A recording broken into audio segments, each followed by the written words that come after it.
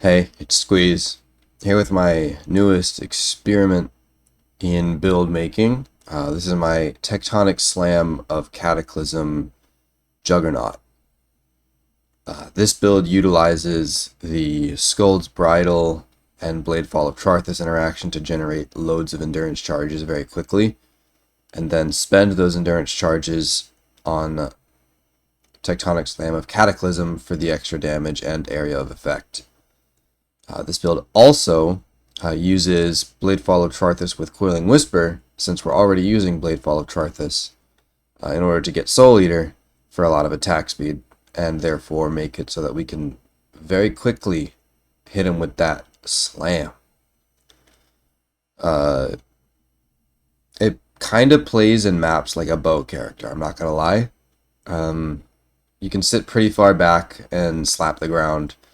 Character will walk forward a little bit, but otherwise it feels pretty good, especially with these big chains on the ground of just popping. Bossing is okay, I'd say. Defenses are okay, I'd say. There's definitely room for improvement. I'm only level like 88 right now. Still not exactly sure if Coiling Whisper is the way to go. Maybe it'd be better just to get a little bit of attack speed throughout the build and then have 2 rings that have +1 endurance charges on them and play this more of a traditional slammer play style.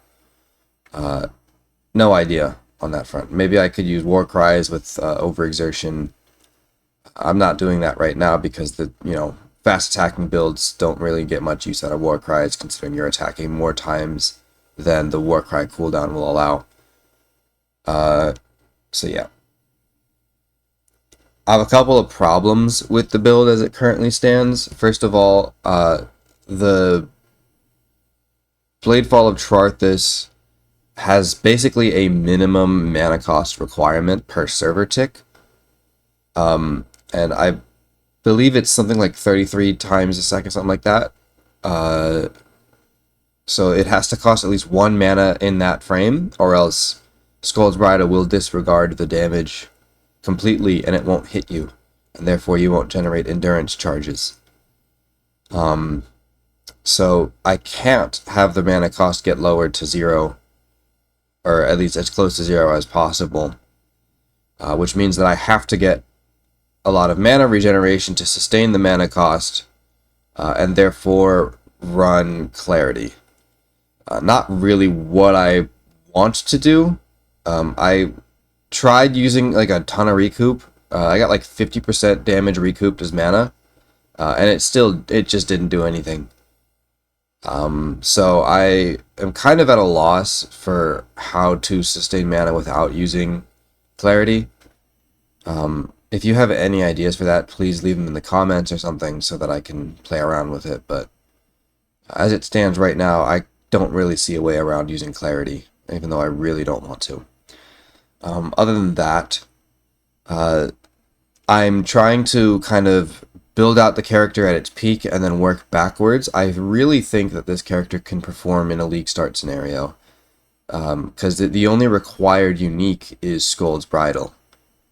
And I'm not a market expert, but I'm pretty sure that that's going to be available pretty cheaply.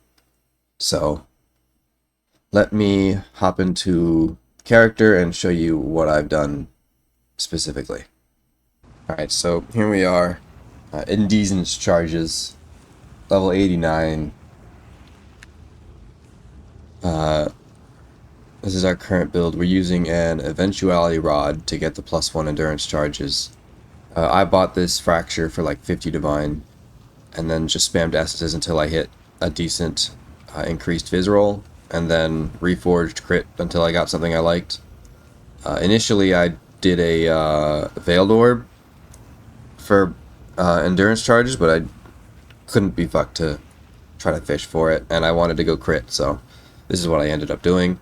I'll probably remake this at some point if I was going to be going for more in terms of endurance charges, but I just needed some crit multi since I wanted to try crit. Moving on from there, Skuld's Bridle. I got this Corruption for like a divine, really cheap, so That's cool. This amulet, I basically got 2 Warlord amulets, alt spammed for each of these 2 modifiers, the damage per endurance charge and the Fizz's extra fire individually. And then I recommed them together. And then I had an open prefix, so prefixes cannot be changed, reforged life, and happens to hit tier 1. So I was pretty happy about that. This is not a realistic amulet to replicate, but it is what it is. This is my Dusk Ring. I've had this between many characters now. And it's paired with a Coiling Whisper and this anointment to get my temp chains curse duration as low as possible. Here we just have, where is it? Bladefall of Charthus with Hex Touch, Inspiration for mana cost, temp chains, and less duration. In here we have our auras, Herald of Ash, Determination, Purity. Clarity is over here. Sleep, Slam, Faster Attacks, Blood and Sand, all that stuff. Then we have Automation with a guard skill with more duration and Blood Rage. Yeah. Ultimately, I had this base crit chest on. I just literally just an Elder Royal plate that I Harvest Reforged crit on until I got something that was okay. But I'm not sure. I like the sustain Kingsguard gives me on a fast attacking setup. But if I was doing a traditional slower attacking slammer, I'd probably swap this out for something else. Moving on to the tree. We're a Juggernaut, and if you didn't know about the tech, it's Inexorable plus Unflinching, plus Skuld's Bridle and Bladefall. Skuld's Bridle will hit you every server tick while you have Bladefall of Charthus active, which will basically just keep you topped off on frenzy or endurance charges like all the time. As you can see, boom, boom, boom, boom, boom, boom, boom. You know, they just keep resummoning. So got that. This is just a crit multi-jewel because we're crit and I needed a bunch of multi and I didn't want to slot in crit damage. So this is a minus cost Watcher's Eye, nothing special. Corrupted Blood Jewel, nothing special. Don't know if this is even worth taking, but I have it. And then I have all the crit nodes here and counterweight, all that stuff. Fizz's extra fire, endurance charge, life, preservation, life, staff, all that stuff. We have increased life per red socket. As you can see, I have 6 red sockets, so that's giving me something like, what, 18% increased max life, so definitely worth the pick up there. This is reducing my costs a little bit. This is reducing my costs a little bit as well. Preservation efficiency, got an endurance charge there. I'm going to take this jewel slot, yada yada yada. Converting the rest of my fist to fire. Some fortify. I have Overlord on my cluster jewel here, so this gives me about 26 fortify right now. And then I have rage as well. Interesting thing I've noticed is that because I think it's just because Bladefall of Charthus and Skuld's Bridle is constantly hitting you.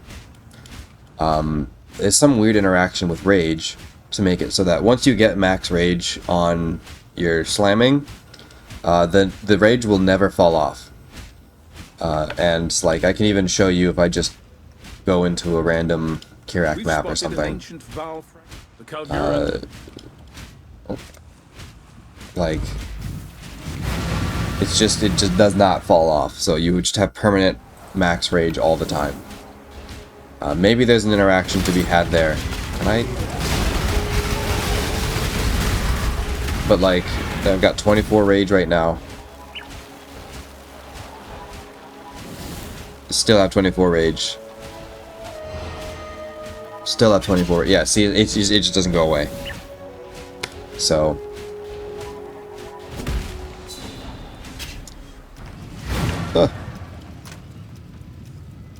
We're running a Band-Aid Mage Blood, basically, because I'm just testing a bunch of stuff. I'm not like, this isn't a build that I would say is you know, worth the price.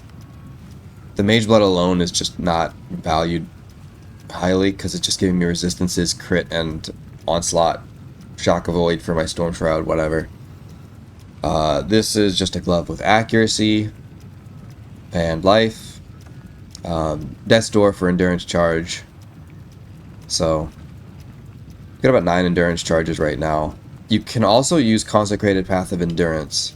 Just kind of slot it in. It's like okay, you know?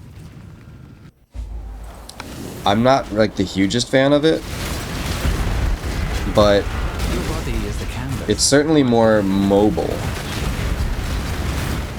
Let me get some Soul Eater stacks as well.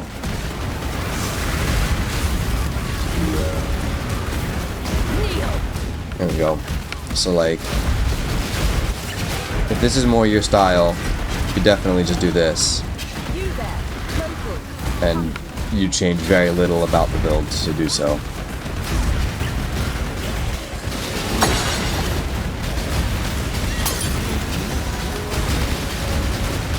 I just happen to like Tectonic Slam. I think it just looks cooler. And also I have a little more control over my character, you know?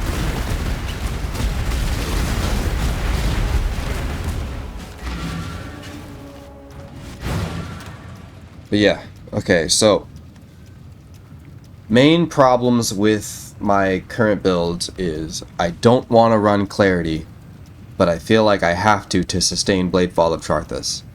If there's any ideas that anyone has in order to fix this, I would love to hear it, because I just want to not run Clarity. Other problems. I feel like the damage could be higher. Maybe just a better weapon or more endurance charges, or maybe I go RT and do something else in terms of scaling damage. I'm not sure. I'm going to swap the Mage Blood out for something else, either a rare belt or, say, a Worm's Molt with damage taken leached as life on a flask, and then maybe I run like Balbala and 3 flask setup, so that way all of Scold's Bridal's self-damage, even though it's not a lot, is going to heal me. I need to test that a little bit, but, you know, that's an idea I had. Granted, I'm not sure that it will even register as damage for the purposes of damage taken leached as life. So we'll see. Also, I'm probably going to play around with dropping these 2 rings and using like overexertion support and a bunch of war cries to buff the damage of this thing. The only problem I can see with that is if I do that, Scold's Bridal, it becomes less like, I kind of want to use that as a creation. But, Scold's Bridal takes up my helmet slot in order for endurance charge generation, so you see what I'm saying?